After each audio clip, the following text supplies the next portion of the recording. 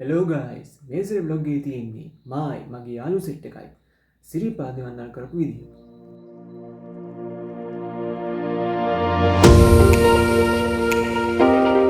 අපි මේ ගමන යන්නේ දවස් ගාණක් ප්ලෑන් කරලා.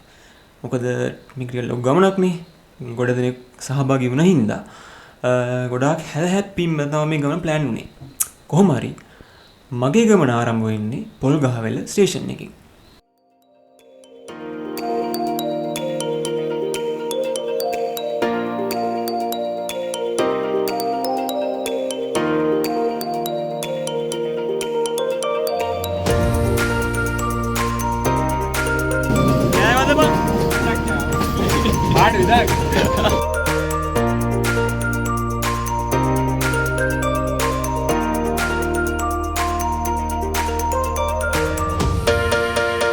ඇත්තට මම හිතුවේ දැන් සිරිපාද සීසන් එකත් හින්දා මේ පොඩි මණිකේ ට්‍රේන් එකේ අපිට ඉඳගන්න වෙන්නේ නැති වෙයි කියලා. කොහොම හරි හිතපු තරම් සෙනගක් හිටියේ නෑ.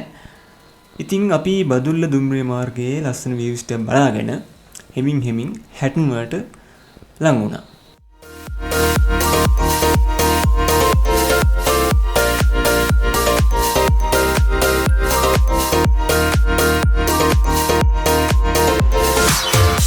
කොහොමරි හැටන් ඉඳන් නල්ලතන්නේට පැයක විතර බස් රයිඩ් එකක් අපිට තිබ්බා.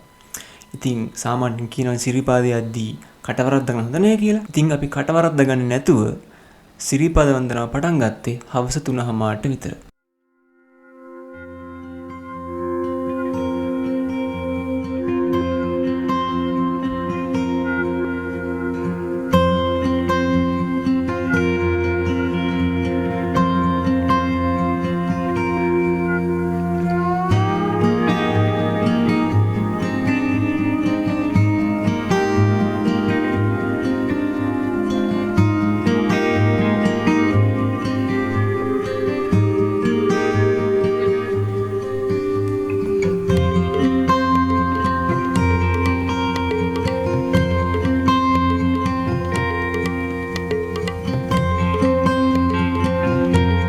අපි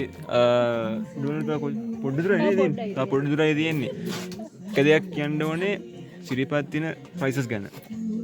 වැඩිනේ. නෑ උනාට ඉතින් පවුනේ පල්ලෙහෙන් අපි රෙඩ් බුල් එකක් ගත්තා. රෙඩ් බුල් එකේ සාමාන්‍ය ගන්න 700යි. හැබැයි මෙතන 1200යි.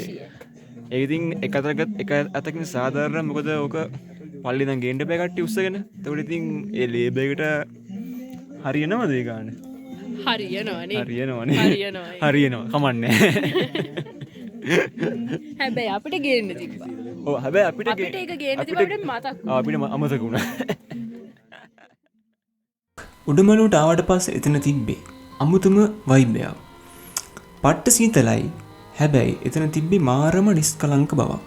සමහර මිනිස්සු ගාථා කියනවා. සමහර ලාවට ගන්ටාරේ සද්ද ඇහෙනවා. ඒත් එක්කම සීතල හුලඟක් වෙනවා. එතන තිබ්බේ කියාගන්න බැරි අමුතුම වයිබ් එකක්. හැබැයි එතන තිබ්බ පට්ටම සීතල හින්දා අපි ඉරසේවය බලන්න හිතන් ආපු අයිඩියා එක අතහැරලා පල්ලට එන්න ගත්තා. එතකොට වෙලාව පාන්දර 1:00ට විතර ඇති.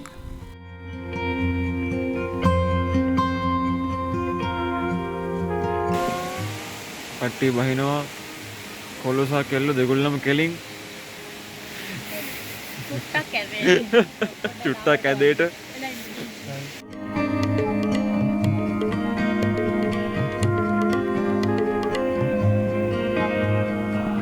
ඉතින් ඔන්න ඔහොමයි මායි මගේ මිතුරු කැලයි සිරිපාද වන්දනා කරේ.